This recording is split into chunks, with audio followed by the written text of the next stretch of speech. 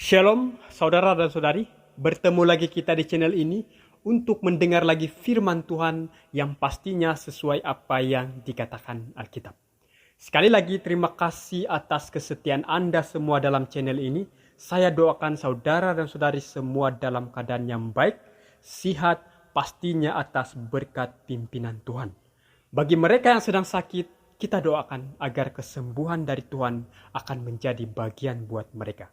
Tiada mustahil bagi Allah, karena tidak ada penyakit yang Tuhan tidak bisa sembuhkan. Dalam nama Tuhan Yesus ada kesembuhan. Amin. Jadi, apa topik yang kita akan bahas kali ini? Topik yang kita akan bahas kali ini adalah mengenai doa untuk orang yang sudah mati. Nah, apakah kita bisa mendoakan orang yang sudah mati? Dan apa kata Alkitab tentang doa untuk orang yang sudah mati? Apakah ini Alkitabiah? Oleh itu jangan kemana-mana, kita akan mengetahui pembahasannya. Yang pasti sesuai apa yang Alkitab katakan. Karena Alkitab merupakan standar pendidikan orang Kristen sebagai rujukan utama. Sebelum kita lanjut, di sini admin mau katakan bahwa pembahasan ini bukan bertujuan untuk menghakimi atau menentang agama lain. Tetapi pembahasan ini atas permintaan para pendengar yang ingin tahu. Dan yang pasti pembahasan ini sesuai apa yang dikatakan Alkitab. Apapun yang kita dengar, apapun yang kita anuti, apapun yang kita percaya, pertanyaannya, apakah itu atas dasar Alkitab? Jadi mari kita utamakan Alkitab, yaitu firman Tuhan.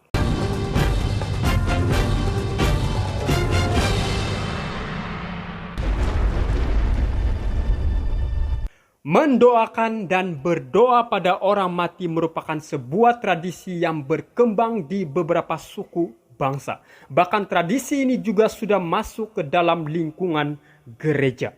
Ada sebuah tradisi yang berkembang dalam masyarakat Kristen tertentu untuk pergi ke kuburan para leluhur demi mendoakan dan berdoa pada orang mati. Ada yang menyatakan permohonan pada roh leluhur untuk mendapatkan kesehatan, kesuksesan, dan kesejahteraan. Bahkan ada juga dilakukan dalam ibadah untuk mendoakan khusus untuk mereka yang sudah meninggal. Sehingga setiap nama-nama orang yang sudah meninggal disebut satu persatu di hadapan Tuhan. Namun, apa pandangan Alkitab tentang ini? Apa kebenaran Alkitab katakan mengenai ini? Kita akan mengetahui bila mana kita tetap fokus akan pembahasan ini. Oleh itu dimohon agar jangan ada yang skip, nanti itu bisa terjadi kebingungan. Nah, ada beberapa tradisi mempercayai bahwa kematian bukanlah sebuah titik atau sebuah akhir, melainkan sebuah koma yang ada kelanjutannya. Dari kepercayaan ini nampak bahwa tradisi ini percaya adanya kehidupan setelah kematian. Oleh karena arwah orang yang meninggal dianggap masih berpengharapan atau masih hidup dalam dunia tersendiri.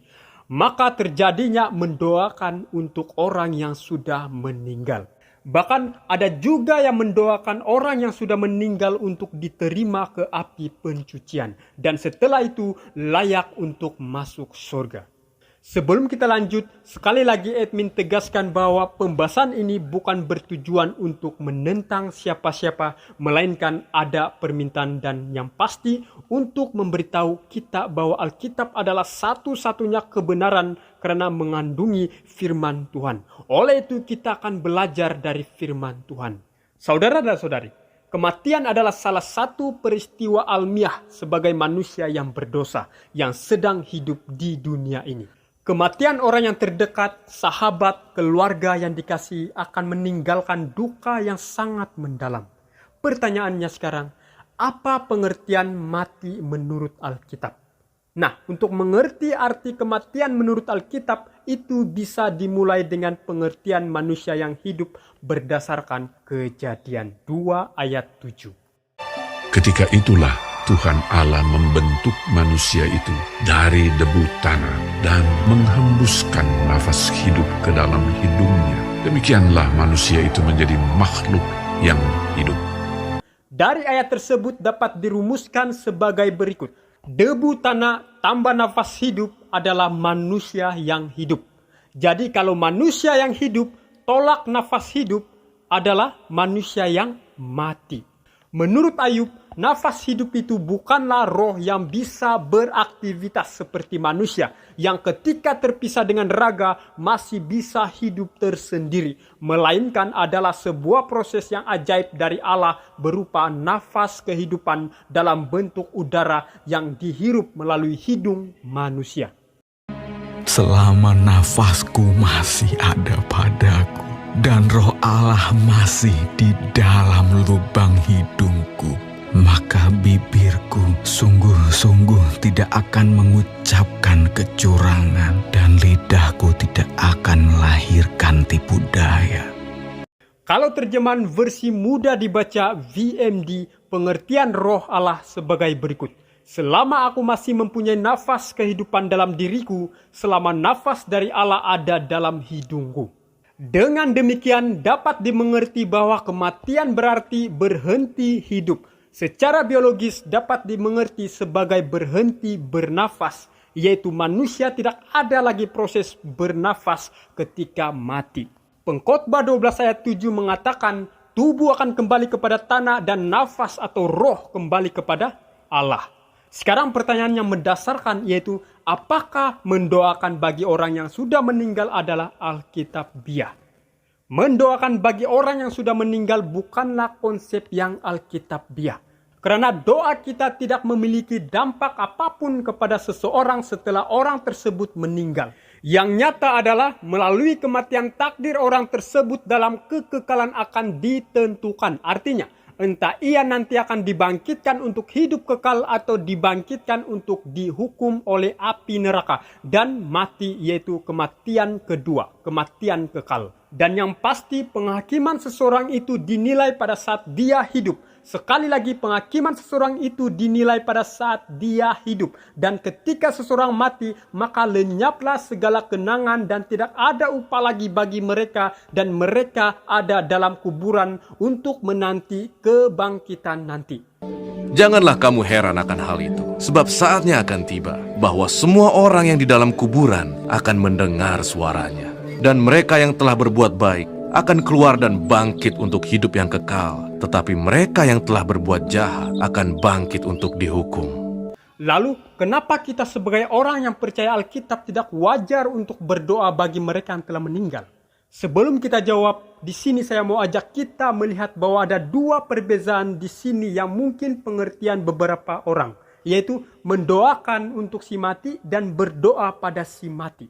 Mendoakan boleh jadi mendoakan kepada Tuhan untuk nama-nama yang sudah meninggal, agar dengan doa-doa tersebut Tuhan akan mendengar dan mereka yang sudah meninggal akan mendapat kesempatan beroleh pengampunan, beroleh penyucian, dan beroleh hidup kekal. Berdoa kepada orang yang sudah meninggal. Dengan kata lain, berdoa kepada manusia yang sudah meninggal dan bukan berdoa kepada Tuhan untuk mendapatkan keberuntungan, sukses, kesehatan, dan sebagainya. Itulah pandangan beberapa orang. Namun, jika ada yang tetap dengan kepercayaan ini, saya mau bertanya, kenapa perlu mendoakan orang yang sudah meninggal? Dan kenapa perlu berdoa kepada orang yang sudah meninggal?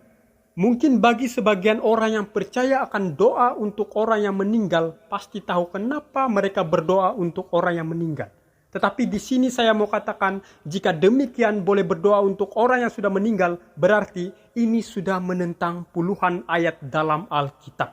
Karena Alkitab katakan dalam Pengkhotbah 9 ayat 5, karena orang-orang yang hidup tahu bahwa mereka akan mati, tetapi orang yang mati tak tahu apa-apa. Tak ada upah lagi bagi mereka, bahkan kenangan kepada mereka sudah lenyap. Jadi dapat kita lihat melalui Alkitab bahwa orang mati tidak ada upah lagi bagi mereka. Bahkan Alkitab tidak katakan bahwa upah mereka yang telah meninggal masih ada melalui doa-doa dari orang yang hidup. Dari kitab Kejadian sampai Wahyu tidak ada mengatakan bahwa keselamatan seseorang yang telah mati ditentukan atas dasar doa-doa yang dilayangkan untuk si mati. Sekali lagi, kitab yang dikanunkan hanya mempunyai 66 kitab. Dari kitab Kejadian sampai Wahyu, tidak ada lagi kitab tambahan. Lalu jika masih ada orang yang tetap percaya bahwa boleh mendoakan orang yang sudah meninggal, maka saya mau bertanya, apakah ini berarti manusia tidak perlu risau ketika melakukan dosa karena saat dia mati pun akan didoakan juga? Apa ada yang bisa menjawab pertanyaan ini? Apakah bisa seseorang berkata, saya bebas melakukan dosa saat masih hidup? Karena pada saat mati pun saya akan didoakan dan keselamatan itu masih ada. Apakah ini Alkitab dia, saudara-saudari? Mari kita lihat ayat Alkitab ini. Apabila nyawanya melayang, ia kembali ke tanah. Pada hari itu juga lenyaplah maksud-maksudnya. Pemahaman dari ayat tersebut adalah bahwa ketika manusia putus nyawa, maka orang mati tidak tahu apa-apa. Sudah tidak ada aktivitas apapun. Bahkan keinginan-keinginan sebagai manusia hidup sudah lenyap. Orang mati tidak memiliki kesadaran, sehingga ia tidak mengetahui apapun yang sedang terjadi. Bahkan dia tidak tahu pun dia didoakan. Karena mereka tidak bisa berhubung sama sekali dengan orang yang hidup. Jadi saudara dan saudari, sangat jelas bahwa kita sebagai orang percaya akan Alkitab, satu-satunya kebenaran, tidak patut berdoa untuk orang yang sudah meninggal. Karena Alkitab jelas katakan itu hanya sia-sia. Lalu pertanyaannya sekarang, saat ada orang meninggal, apa yang harus kita lakukan? Mungkin yang meninggal adalah sahabat kita, mungkin keluarga kita, atau orang yang terdekat. Dan itu meninggalkan duka yang sangat dalam. Maka yang dibutuhkan sekali adalah simpati dan empati dari gereja untuk mengadakan ibadah penghiburan. Yesus Kristus memberikan teladan untuk datang ke rumah orang yang sedang berduka untuk memberikan penghiburan kepada keluarga tersebut. Gereja dapat menjadi satu titik pengharapan bagi keluarga yang berduka. Dengan demikian, ibadah penghiburan di kala duka akan menjadi salah satu jalan kelegaan bagi keluarga yang ditinggalkan. Duka cita adalah pengalaman emosi yang timbul sebagai reaksi atau hilangnya seorang yang penting dalam hidupnya. Dalam hal ini, ibadah penghiburan dapat diartikan sebagai suatu rangkaian ibadah yang bersih dan bertujuan untuk menghibur, mengingatkan, dan bahkan meneguhkan keluarga yang sedang berduka.